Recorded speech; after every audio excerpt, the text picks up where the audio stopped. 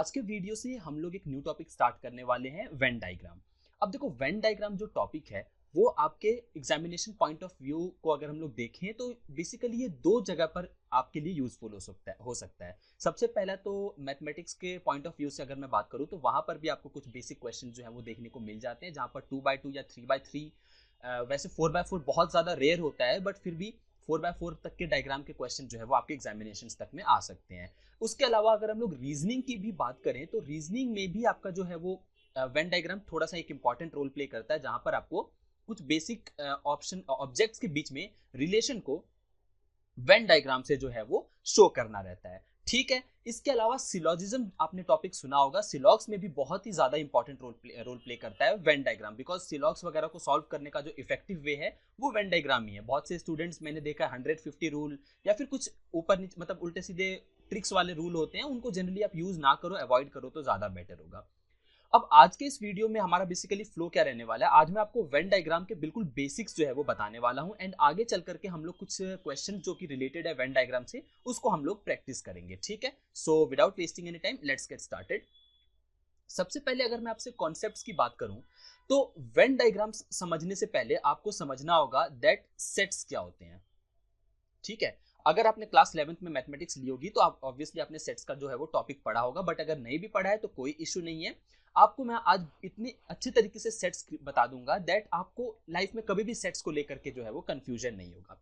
अब देखो, सेट्स की अगर डेफिनेशन अगर आप लिखना चाहो तो आप लिख सकते हो that set is a collection of well defined objects. मतलब एक वेल डिफाइंड ऑब्जेक्ट की कलेक्शन को हम लोग सेट बोलते हैं, एज सिंपल एज दैट। अब क्वेश्चन ये आता है दैट वेल डिफाइंड का मतलब क्या होता है। देखो, वेल डिफाइंड का मीनिंग ये होता है, जो अगर आप लेमन वर्ड्स में बोलो तो वेल डिफाइंड का मतलब ये है दैट आप किसी भी इंसान से पूछ लो, किसी भी इंसान से पूछ लो, आंसर जो है वो सेम रहेगा। जैसे फॉर एग्जांपल अगर आप मुझसे पूछो दैट फेवरेट आपका बैट्समैन कौन है, तो मे बी मैं सचिन तेंदुलकर बोलूं, आप हो सकता है बोलो विराट कोहली, सम थर्ड पर्सन जो है वो हो सकता है सौरव गांगुली बोले। तो ये जो बेस्ट बैट्समैन का जो सेट है ना, वो हर एक इंसान के लिए अलग अलग है, वो सेट नहीं माना जाएगा। अभी let's say world cup let's say आने वाले हैं, अगर आप मुझसे पूछो दैट आपके अकॉर्डिंग टॉप 10 क्रिकेटर्स जिनको वर्ल्ड कप में खेलना चाहिए उनका मुझे एक सेट बना करके दो, तो वो सेट नहीं होगा। क्यों? क्योंकि मेरे लिए टॉप 10 प्लेयर्स कोई और होंगे, बट मैं अपने फ्रेंड से पूछूं तो उसके लिए टॉप 10 प्लेयर्स कोई और होंगे, तो वो सेट नहीं होगा। तो सेट क्या होगा? जहां पर आप किसी से भी पूछ लो आंसर सेम आने वाला है। जैसे फॉर एग्जाम्पल आपके क्लास में लेट्स से ये कोई क्लास है, क्लासरूम है आपका, यहाँ पर दो लोग हैं, ए बी सी डी ई, ये 5 लोग जो है वो आपके क्लास में पढ़ते हैं। ओके, अगर आप किसी भी पर्सन से पूछो दैट इस क्लास में कितने लोग हैं, कौन कौन से लोग हैं, तो उनका आंसर क्या होगा? A B C D E. अब मैं अपने फ्रेंड से पूछूं तो क्या उसका आंसर बदलेगा? नहीं, नहीं बदलेगा। अगर वो मस्ती करे तो ऑब्वियसली आंसर चेंज हो सकता है, बट जो राइट आंसर है वो हमेशा ए बी सी डी और ई ही होने वाला है, राइट? तो ये जो ए बी सी डी ई है ना, ये एक सेट बन गया। क्यों? क्योंकि ये वेल डिफाइंड ऑब्जेक्ट है। इसका डेफिनेशन क्या है? दैट ये जो इसके अंदर जितने भी आपके स्टूडेंट्स हैं ना, वो एक क्लास को बिलोंग करते हैं। इस क्लास का नेम कुछ भी हो सकता है, लेट्स से इसका क्लास का नाम एक्स है, कुछ भी है, ठीक है? तो ये वेल डिफाइंड ऑब्जेक्ट हो गया। सिमिलरली अगर मैं आपसे एक क्वेश्चन पूछूं दैट लेट्स से आप मुझे बताओ टॉप टीवी सीरीज का जो सेट है वो, मतलब जो कलेक्शन है टॉप 10 टीवी सीरीज, वो सेट होगा या नहीं होगा? Obviously top 10 TV series set नहीं होगा, क्योंकि हर एक पर्सन के लिए टॉप टीवी सीरीज जो है वो डिफरेंट होने वाले हैं, तो ये जो है वो सेट नहीं माना जाएगा। ठीक है, इसी तरीके से a collection of all the students in my school, आपके स्कूल में हो सकता है 10,000 स्टूडेंट्स हो, 5,000 हो, 1,000 हो, जितने भी स्टूडेंट हो, अगर मैं उन सभी स्टूडेंट्स को कलेक्ट कर दूं तो और मैं आपसे पूछूं दैट ये जो कलेक्शन बना है ये सेट है या नहीं, तो आपका आंसर होगा यस, ये सेट है। क्यों? क्योंकि अगर आप स्कूल के प्रिंसिपल से पूछो वो भी वही 1,000 स्टूडेंट्स के नेम लेंगे जो आप लोगे, जो आपके टीचर्स लेंगे, जो आपके फ्रेंड्स लेंगे, तो वो एक प्रॉपर सेट हो जाता है। ठीक है, आई होप आपको सेट का मीनिंग समझ में आया होगा। अब सेट में बेसिकली हम लोग सेट को करली ब्रैकेट से डिनोट करते हैं। जैसे यहाँ पर A B C D E students है ना, तो मैं करली ब्रैकेट में A comma B comma C comma D comma E, ये मेरे स्टूडेंट्स हैं। अब ये जो इंडिविजुअल एलिमेंट्स हैं ना, इनको हम लोग एलिमेंट्स बोलते हैं। ठीक है, इंडिविजुअल जो लेटर्स हैं इनको हम लोग क्या बोलते हैं? इनको हम लोग एलिमेंट्स बोलते हैं, एलिमेंट्स ऑफ दिस सेट। ठीक है, आई होप आप समझ रहे होंगे, बिकॉज ऑब्वियसली जैसे कोई वर्ड है, लेट्स से कैट, ये पूरा का पूरा एक वर्ड है, उसी तरीके से ये पूरा का पूरा एक सेट है। बट इसमें इंडिविजुअल चीजों को हम लोग क्या बोलते हैं, लेटर्स बोलते हैं। उसी तरीके से यहाँ पर इंडिविजुअल चीजों को हम लोग एलिमेंट्स बोल करके डिनोट करते हैं। तो ये हमारा सेट बनता है। ओके, अब ये जो सेट है ना, मुझे बार बार लेट से यूज करना पड़े इस सेट को, तो ऑब्वियस सी चीज है, मैं बार बार ए बी सी डी ई, चलो यहाँ तो 5 है, बट लेट से 1000 स्टूडेंट्स हैं, तो मैं 1000 बार स्टूडेंट्स का नाम लिखता लिखता तो परेशान हो जाऊंगा। तो हम लोग क्या करते हैं, इस पूरे के पूरे ग्रुप को एक कैपिटल लेटर से रिप्रेजेंट कर देते हैं। वो कैपिटल लेटर कुछ भी हो सकता है, ए बी सी डी। अब क्योंकि हमने A B C D already ले रखा है, तो मैं अज्यूम कर लेता हूँ एक्स। तो बार बार ए बी सी डी ई ना लिख करके मैं अगर एक्स लिख दूं, तो वो मेरा इसी के रिप्रेजेंट करेगा, यही मेरा सेट होगा। तो आप क्वेश्चंस में देखोगे two sets such that X and Y are such that, इस तरीके से कुछ लिखा रहता है। तो वो एक्स जो है किसी न किसी सेट को रिप्रेजेंट कर रहा होता है। अगेन मैं आपको याद दिला दूं, एक्स मैंने बस रैंडम लिया हुआ है, एक्स की जगह पे कुछ भी हो सकता है। ओके, चलो, आई होप आपको सेट्स का जो पूरा का पूरा कॉन्सेप्ट था वो मैंने समझा दिया है, क्लियर हो गया। आपको रीजनिंग में वेन डायग्राम समझने के लिए बस सेट से रिलेटेड इतनी ही चीजें सीखनी थी। अब वेन डायग्राम किस तरीके से सेट से रिलेटेड है, देखो सेट्स जो होते हैं ना, उनको रिप्रेजेंट करने के लिए हम लोग वेन डायग्राम का यूज करते हैं। मतलब या तो आप ऐसे रिप्रेजेंट कर लो जो मैंने अभी आपको बताया है, दूसरा तरीका है आप सर्कल से रिप्रेजेंट करो। इस तरीके से कुछ सर्कल है, ठीक है, इसको हम लोग बेसिकली वेन डायग्राम बोलते हैं। डन। अब बेसिकली ये जो सर्कल है ना, वो वही 5 चीजें रिप्रेजेंट करेगा। अगर मैं इस क्लास के लिए बताऊं ना, तो ये जो वेन डायग्राम है, ये अगेन उन्हीं 5 स्टूडेंट्स जो हैं वो ए बी सी डी ई, उन्हीं को रिप्रेजेंट कर रहा है। बस इस बार मैंने इन स्टूडेंट्स को करली ब्रैकेट में ना शो करके एक सर्कल के अंदर शो कर दिया है। इसी को हम लोग बेसिकली वेन डायग्राम बोलते हैं, एज सिंपल एज दैट। ठीक है, एंड ये क्या है, एक एक्स का डायग्राम है, एक्स सेट का ये डायग्राम है। अब ये वेन डायग्राम हम लोगों को हेल्पफुल कैसे होता है, ये आप समझ लो। कई बार ऐसा हो सकता है दैट, मैं इसी एग्जांपल को फिर से लेता हूं, हो सकता है ए बी सी डी ई ये 5 स्टूडेंट्स हैं, ठीक है, किसी क्लास के, क्लास कुछ भी हो सकती है, एंड इसको मैं रिप्रेजेंट कर रहा हूं एक्स से। एक दूसरा क्लास है लेट्स से वाई, वहां पर कौन कौन से स्टूडेंट्स हैं, वहां पर लेट्स से स्टूडेंट्स हैं F G H I and J, ये 5 वहां पे अलग स्टूडेंट्स हैं। अब हुआ ये that let's say A B C D ई, या फिर एक काम करो, ए बी सी डी ई उन स्टूडेंट की लिस्ट है जो कि मैथमेटिक्स पढ़ते हैं। मान लो, ऐसा मैं अज्यूम कर रहा हूँ, मैथ्स पढ़ने वाले, आप इसको एक्स से रिप्रेजेंट कर सकते हो, बट अब मैंने डेफिनेशन चेंज कर दी। पहले डेफिनेशन क्या थी कि ये एक क्लास के स्टूडेंट्स है, अब डेफिनेशन क्या है, दैट ये 5 स्टूडेंट्स जो है वो मैथमेटिक्स पढ़ते हैं। एंड वाई जो सेट है लेट्स से वो फिजिक्स पढ़ने वाले स्टूडेंट्स का लिस्ट है, फिजिक्स। ठीक है, अब मुझे इसको वेन डायग्राम में क्रिएट करना होगा। मैं यहां पर थोड़ा सा चेंज कर देता हूं, डी ई एफ आई जे, ठीक है, जी यहां पर छूट गया बट कोई इशू नहीं है।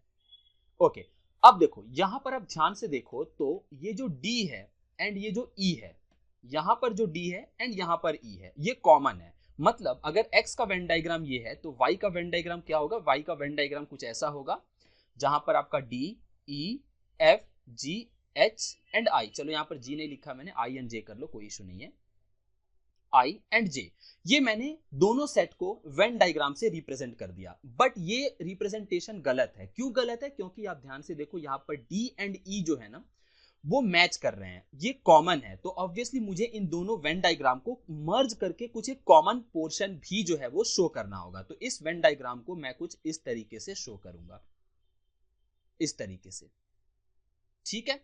तो ये डी और ई जो है, क्योंकि ये कॉमन पोर्शन है, तो डी और ई जो है वो कॉमन पोर्शन में आ जाएंगे। एंड यहां पर क्या आएगा, एफ आई एंड जे। तो ये बेसिकली आपका वेन डायग्राम जो है वो कंप्लीट हो गया। ये एक्स का रीजन है, ये वाई का रीजन है, एंड ये जो पार्ट है ना, ये जो पोर्शन है, ये कॉमन रीजन है। ओके, अब आप ये सोच रहे होगे दैट क्या जरूरत है हम लोगों को सेट को, बेसिकली एक रोस्टर फॉर्म भी होता है, वो मैं अभी नहीं बता रहा हूं बिकॉज वो आप हम लोगों के काम का नहीं है। बट यहां पर जो आपको मैंने वेन डायग्राम के फॉर्मेट में क्रिएट करके बताई है चीजें, यू मस्ट बी थिंकिंग इसकी क्या जरूरत पड़ सकती है। देखो सिंपल सी चीज है, ये जो मैंने यहां पर चीजों को क्रिएट करके बताया है ना, ये बेसिकली क्या होता है, ये जो वेन डायग्राम है ना, ये सॉल्व करने में बहुत ज्यादा हेल्प करता है जब मैं आगे आपको क्वेश्चंस दूंगा। ठीक है, तो अब देखो यहां पर कॉमन रीजन था, तो मैंने कुछ इस तरीके से चीजों को क्रिएट किया है। इसके अलावा अगर हमारे पास कोई ऐसा होता जहां पर एक पर्टिकुलर ऑब्जेक्ट के अंदर एक ऑब्जेक्ट होता है, जैसे फॉर एग्जाम्पल स्कूल, स्कूल के अंदर लेट से क्लास, एंड क्लास के अंदर स्टूडेंट्स, क्लास के अंदर स्टूडेंट्स, अगर मैं कुछ इस तरीके से बताना चाहूं तो मेरा वेन डायग्राम बनेगा दैट एक स्कूल है, बहुत बड़ा सा सर्कल बनाऊंगा, स्कूल के अंदर क्लासरूम है एंड क्लासरूम के अंदर स्टूडेंट्स हैं। तो इस तरीके का मेरा कुछ वेन डायग्राम जो है वो क्रिएट हो जाएगा। अगर मैं कुछ रैंडम से नंबर्स ले लूँ, रैंडम से सेट्स ले लूँ, जैसे कि for example let's say set of doctor, set of engineers and set of let's say pilots, ठीक है। अब आप देखो इन तीनों में कुछ भी कॉमन नहीं है, कुछ भी चीज कॉमन नहीं है, तो इनका सेट कैसे बनेगा? तीन डिफरेंट अलग अलग सर्कल, इस तरीके से इसका सेट बन जाएगा। तो चलो हम लोग कुछ इंपॉर्टेंट क्वेश्चंस देख लेते हैं क्या क्या क्रिएट किए जा सकते हैं। अब देखो यहाँ पर आपको मैं पहला क्वेश्चन जो है वो थोड़ा सा टाइम लेके समझाऊंगा सो दैट आपका कॉन्सेप्ट क्लियर रहे, एंड बाकी आगे के क्वेश्चंस आप वीडियो को पॉज करके खुद से ही ट्राई कर सकते हो। देखो एनिमल, टाइगर एंड लायन। अब देखो टाइगर एक एनिमल है एंड लायन भी एक एनिमल है, तो एनिमल जो है वो सबसे बड़ा सेट होगा, राइट। तो एनिमल जो है वो सबसे बड़ा सेट होगा, ठीक है। अब टाइगर एक अलग एनिमल है एंड लायन एक अलग एनिमल है। क्या टाइगर और लायन के बीच में कोई चीज कॉमन है? अब आप ये मत सोचना दैट ये टाइगर के पास 4 पैर हैं, ये सब नहीं, मतलब बेसिकली कोई चीज कॉमन है। मतलब कॉमन इन द सेंस कि क्या हम लोग ऐसा कह सकते हैं कि कोई ऐसा एनिमल है जो कि थोड़ा सा टाइगर एंड थोड़ा सा लायन है? ऐसा तो है नहीं, पॉसिबल नहीं है। या तो वो एनिमल जो है वो पूरी तरीके से टाइगर होगा या तो पूरी तरीके से लायन होगा। तो ऐसे केस में बड़ा सेट एक एनिमल का बनेगा, ये आपका लायन बन गया, ये आपका टाइगर बन गया। मतलब इन दोनों के बीच में आपस में कोई भी रिलेशन नहीं है, बट ये दोनों ओवरऑल एक बड़े सेट में आ रहे हैं। एंड ये बड़ा सेट कौन सा है? ये बड़ा सेट एनिमल का सेट है, ठीक है। तो आपका राइट आंसर क्या हो गया? राइट आंसर बी हो गया, जहां पर ये बड़ा सर्कल रिप्रेजेंट कर रहा है आपके एनिमल को, एक छोटा सर्कल रिप्रेजेंट कर रहा है टाइगर को, एंड दूसरा छोटा सर्कल रिप्रेजेंट कर रहा है लायन को। सिंपल। चलो नेक्स्ट क्वेश्चन आप खुद से एक बार ट्राई करो। Week, day, year. आपको पता ही है दैट डे जो है वो वीक के अंदर आता है एंड वीक अल्टीमेटली ईयर के अंदर आता है। मतलब सबसे बड़ा सेट ईयर है, मतलब ईयर के अंदर वीक आता है, वीक के अंदर डे आता है। जो मैंने आपको स्कूल, क्लासरूम एंड स्टूडेंट वाला एग्जांपल दिया था, सेम वही कॉन्सेप्ट है ये। तो इस केस में आपका राइट आंसर ए हो जाएगा।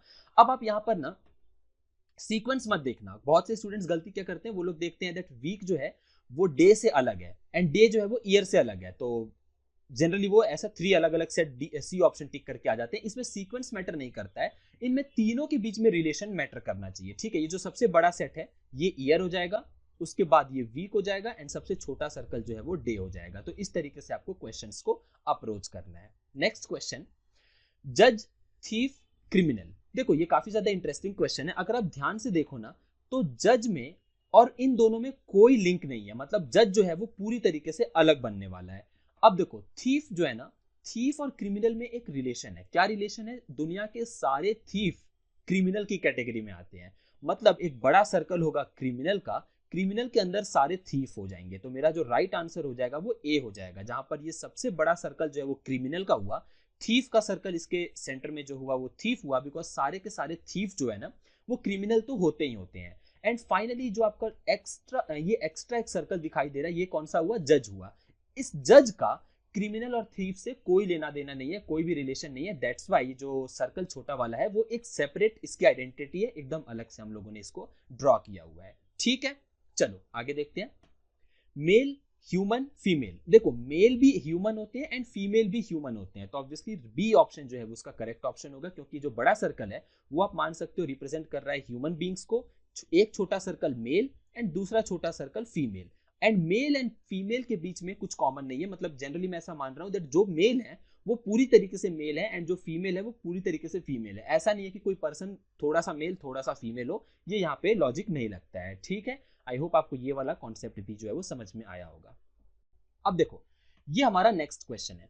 Question is square, rectangle and polygon. अब देखो ये जो क्वेश्चन है बहुत ही ज्यादा इंपॉर्टेंट है, ये कई बार अलग अलग एग्जामिनेशंस में आ चुका है।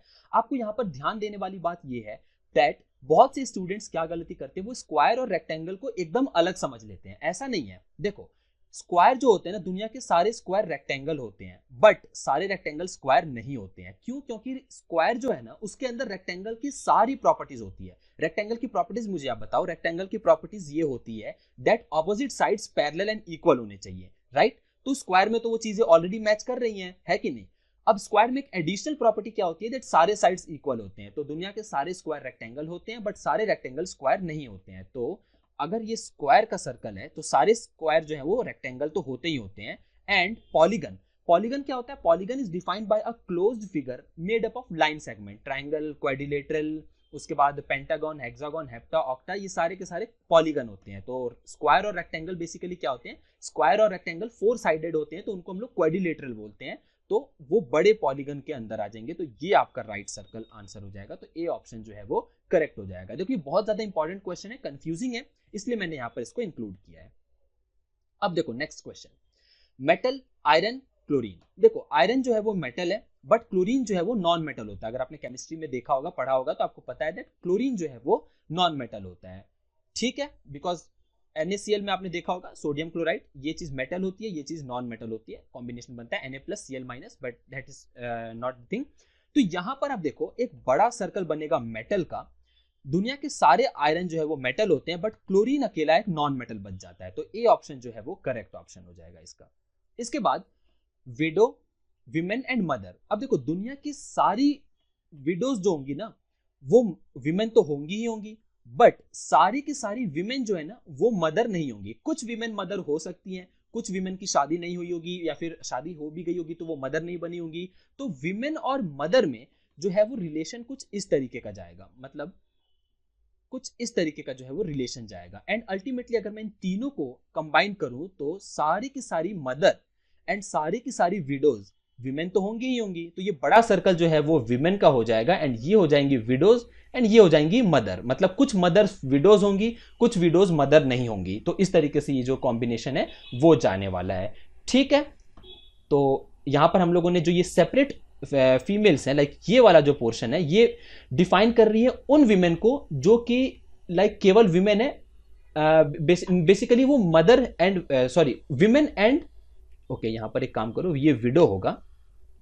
ठीक है, ओके कंफ्यूज मत होना। सारे की सारी विडोज एंड सारी की सारी मदर जो है वो विमेन होती है, एंड विडो एंड मदर कुछ कुछ पोर्शन जो है वो शेयर करते हैं, बिकॉज हो सकता है कुछ मदर विडो हो, कुछ मदर विडो ना हो। ओके, आई होप आपको ये कॉन्सेप्ट भी जो है वो समझ में आया होगा।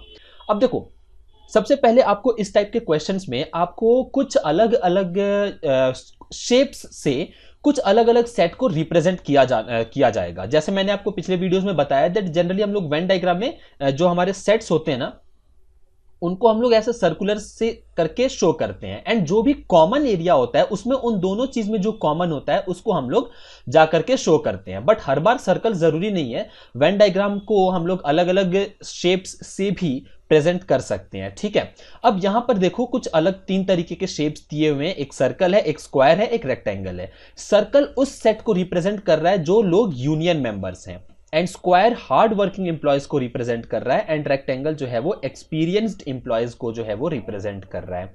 अब क्वेश्चन में पूछा गया है find the number of hard working employees. Hard working employees मतलब ये पूरा का पूरा जो आपका स्क्वायर है ना, ये आपको ध्यान में रखना है, ये आपको देखना है। ठीक है, हु आर नीदर एक्सपीरियंस। देखो अब ऐसे अगर केवल हार्ड वर्किंग एम्प्लॉयज पूछा गया होता तो 6 + 4 10 + 2 12 + 5 17 मेरा आंसर हो जाता, बट आगे मुझे एक कंडीशन भी लगा करके दी गई है। कंडीशन क्या लगाया हुआ है? Who are neither experienced nor union members. तो एक्सपीरियंस्ड वालों को मैं हटा दूंगा। ठीक है, तो ये एक्सपीरियंस्ड वाले हो गए, ये यहां से कैंसिल आउट हो जाएगा। ठीक है, एंड नॉर यूनियन मेंबर्स, तो यूनियन मेंबर भी नहीं होने चाहिए, तो ये भी बेसिकली जो है वो कैंसिल हो जाएगा। ठीक है, ये सर्कल वाला एरिया एंड ये रेक्टेंगल वाला एरिया, ये पूरा का पूरा एरिया जो है मेरा वो कैंसिल हो जाएगा। ठीक है, एंड ये भी रेक्टेंगल का पार्ट है, तो ये भी पूरा का पूरा कैंसिल हो जाएगा। तो अल्टीमेटली मेरे पास केवल और केवल 2 बचा, तो मेरा जो राइट आंसर होगा वो 2 बन जाएगा। ठीक है, चलो अगला क्वेश्चन देखो, find the number of hard working employees. Again hard working employees मुझसे पूछा जा रहा है। ठीक है, who are union members but not experienced। तो एक्सपीरियंस नहीं होने चाहिए बट यूनियन मेंबर्स होने चाहिए। तो ये जो कॉमन एरिया आपको दिखाई दे रहा है 4 का, ये आपका बेसिकली राइट आंसर होगा, बिकॉज इसके अलावा जो इस तरफ लिखा हुआ है वो यूनियन मेंबर्स नहीं है, एंड जो नीचे लिखी हुई है चीजें 6 5 वो जो है वो एक्सपीरियंस्ड इंप्लॉयज में आ रहा है। तो यहां पर मुझे बोला गया नॉट एक्सपीरियंस्ड होने चाहिए। ठीक है, तो राइट आंसर क्या हो गया? राइट आंसर आपका 4 हो गया। ओके, अब देखो number of hard working employees who are union members and also experienced. Union member भी होने चाहिए, हार्ड वर्किंग एम्प्लॉयज भी होने चाहिए, एंड उसके साथ साथ number of hard working employees, union member and also experience, मतलब इन तीनों के ही यूनियन में वो चीज आनी चाहिए। तो इन तीनों के यूनियन में केवल और केवल एक ही नंबर है 6, बिकॉज देखो 1 में केवल सर्कल के अंदर है, 4 जो है वो रेक्टेंगल में प्रेजेंट नहीं है, ये 2 जो है वो रेक्टेंगल में प्रेजेंट नहीं है, ये 5 जो है वो सर्कल में नहीं है, एंड ये जो 3 है वो ऑब्वियसली सर्कल स्क्वायर कहीं पर भी नहीं है। तो जो राइट आंसर होगा वो 6 हो जाएगा। ठीक है, चलो, how many person take tea and wine but not coffee. देखो ये भी क्वेश्चन काफी ज्यादा इंटरेस्टिंग है। यहां पर जो ट्रायंगल है वो रिप्रेजेंट कर रहा है people who take tea, circle people who take coffee, and rectangle people who take wine. Okay, ये चीज आपको ध्यान में रखनी है। How many person take tea, पहले तो आप धीरे धीरे करके एक 1 बाय 1 करके क्वेश्चन को करो। टेक टी, तो सबसे पहले टी वाले कौन से लोग हैं, टी वाले ट्रायंगल वाले लोग हैं। तो सबसे पहले तो ट्रायंगल को मैं हाईलाइट कर लूंगा। ठीक है, आप अपने माइंड में इस चीज को हाईलाइट करोगे। मेरे पास like obviously I am using a pen tablet, तो मैं यहां पर इसको हाईलाइट कर रहा हूं। How many person take tea and wine, wine भी हो जाएगा यहां पर। वाइन कौन है, वाइन जो है वो रेक्टेंगल वाले हैं, तो वाइन जो है वो रेक्टेंगल वाले हैं। ठीक है, बट नॉट कॉफी, तो ये जो कॉफी है ना वो नहीं होना चाहिए। तो ऑब्वियसली कॉफी के लिए मैं अलग कलर यूज करता हूं, कॉफी के लिए मैं कुछ अलग कलर यूज करता हूं। कॉफी कौन से वाले हैं, कॉफी ये सर्कल वाले हैं, तो ये जो सर्कल वाले हैं ना ये हट जाएंगे, ये गायब हो जाएंगे। तो ऑब्वियसली जो हमारे triangle and wine, triangle and rectangle, इन दोनों में कॉमन है, वही हमारा राइट आंसर होगा। तो दोनों में कौन सा कॉमन है, 17 कॉमन है, तो राइट आंसर जो है वो 17 है। स्टूडेंट जल्दबाजी में 17 + 10 + 20 कर देते हैं, बट आपको ध्यान रखना है कॉमन हम लोगों को कौन सा है वो हम लोगों को फाइंड आउट करना रहता है। अब देखो, by which letter married teachers who lived in joint family are represented. Married people कौन से हैं, मैरिड पीपल ये स्क्वायर वाले हैं, ठीक है, रेक्टेंगल वाले, सॉरी। तो ये जो रेक्टेंगल वाले हैं वो अब हाईलाइटेड एरिया हो गया। Married teachers who lived in joint family, who lived in joint family, मतलब इसमें जो है वो यूनियन होना चाहिए सर्कल का। ठीक है, सर्कल का यूनियन हो गया। ठीक है, who lived in joint family are represented, तो circle and rectangle and school teacher, क्योंकि इनिशियली बोला क्या है ना मुझे मैरिड टीचर्स होने चाहिए, तो स्कूल टीचर यानी कि ये ट्राइंगल। तो इन तीनों के तीनों का जो यूनियन होगा वो मेरा राइट आंसर होगा। तो इन तीनों के तीनों शेप्स का यूनियन कहां पर बन रहा है, ये क्यू लेटर पे बन रहा है, तो मेरा जो राइट आंसर होगा वो हो जाएगा क्यू। ठीक है, तो इस टाइप के आपको क्वेश्चन जो है वो बेसिकली वेन डायग्राम में बेसिक लेवल पर देखने को मिलते हैं। तो आई होप आपको इस क्वेश्चन से कुछ नया सीखने को मिला होगा। इस टाइप के क्वेश्चन आप 20-25 प्रैक्टिस कर लोगे, बहुत ज्यादा डिफिकल्ट फॉर्मेट में ये नहीं जाती हैं चीजें। आप बेसिक लेवल पे चीजों को 20-25 क्वेश्चन प्रैक्टिस कर लोगे तो you will be good to go. तो देखो सबसे पहला क्वेश्चन देखो, in a town 50% people like pizza, 40% like burger, find the percentage of people who like either pizza or burger and 15% like both. अब देखो इस टाइप के क्वेश्चंस में आपको करना क्या होता है, आपको सिंपली पीछे से क्वेश्चंस को पढ़ना होता है। तो यहां पर पीछे से देखो, सबसे पहले मुझे बोला गया है दैट 15% लाइक बोथ, तो मैं यहां पर दो वेन डायग्राम्स क्रिएट करूंगा, क्योंकि यहां पर जो पिज्जा एंड बर्गर है ना उसमें से कुछ पीपल जो है वो दोनों भी खा रहे हैं। तो लेट्स से ये हमारा पिज्जा हो गया एंड ये हमारा बर्गर हो गया। अब सबसे पहले मुझे बोला गया है 15% लाइक बोथ, मतलब 15 जो है वो बोथ की कैटेगरी में आ जाएंगे यहां पर। ठीक है, 15 जो है वो बोथ की कैटेगरी में आ गया। अब पीछे देखो 40% लाइक बर्गर, अब बर्गर कितनों को पसंद है, 40% को, बट 40 में से अब बर्गर का सर्कल आप ध्यान से देखो, बर्गर के सर्कल में ऑलरेडी 15 लोग आ चुके हैं, राइट। तो 15 अगर हम लोग 40 में से माइनस करते हैं तो हमारे पास 25 आता है। ठीक है, तो बर्गर में यहां पर जो सर्कल है क्रीसेंट जैसा आपको ये शेप देखने को मिल रहा है, केवल ये वाला पोर्शन, केवल ये वाला पोर्शन, यहां पर आप 25 लिखोगे, क्योंकि बर्गर का पूरा सर्कल 25 + 15 40% कवर कर रहा है। सिमिलरली पिज्जा में क्योंकि 15 ऑलरेडी आ चुका है तो यहां पर कितना आएगा, 35। ठीक है, आई होप आपको समझ में आया होगा। अब आगे मुझे बोला गया है find the percentage of people who like either pizza or burger, pizza burger overall उनको पसंद है। तो आपको क्या करना होगा, 35 + 15 + 25, यानी कि आपका राइट आंसर कितना हो जाएगा, 75। ठीक है, 3 + 1 4 5 6 एंड 60 + 15 इज 75, तो ये इसका राइट आंसर हो गया। अब देखो ये हमारा नेक्स्ट क्वेश्चन है, in a college 200 students are randomly selected, 140 like tea, 120 like coffee and 80 like both tea and coffee. तो अगेन मैं दो सर्कल्स बनाऊंगा। ठीक है, ये टी का सर्कल है, ये कॉफी का सर्कल है। अब मुझे बोला गया है that 180 like both tea and coffee, तो बोथ टी एंड कॉफी जो है वो 80 को पसंद है। 140 लाइक टी, टी में 80 ऑलरेडी हो चुके हैं, तो 60 जो है वो टी में हो जाएंगे। एंड उसके बाद मुझे बोला गया 120 लाइक कॉफी, तो कॉफी कितने हो जाएंगे, 40 हो जाएंगे, बिकॉज 80 कॉफी में पहले से हम लोगों ने डाल दिया है। How many like only T, तो ओनली टी कितनों को पसंद है, ओनली टी 60 को पसंद है, तो मेरा ए ऑप्शन जो है वो करेक्ट ऑप्शन हो जाएगा। ओके, अब देखो ये हमारा नेक्स्ट क्वेश्चन है। क्वेश्चन में मुझे बोला गया है that there are 100 people in office, 70 employees like pizza, 60 like pasta and 40 like both pizza and pasta. तो मैं अगेन दो सर्कल्स क्रिएट करूंगा, एक हमारा पिज्जा का सर्कल है, एक हमारा पास्ता का सर्कल है। दोनों पिज्जा एंड पास्ता कितने लोगों को पसंद है, 40 employees like both pizza and pasta, तो 40 एम्प्लॉयज को पिज्जा पास्ता दोनों ही चीजें पसंद है। अब मुझे आगे बोला गया है 60 एम्प्लॉयज लाइक पिज्जा, पिज्जा 60 को पसंद है, तो यहां पर आ जाएगा 20, एंड 70 को पसंद है पिज्जा।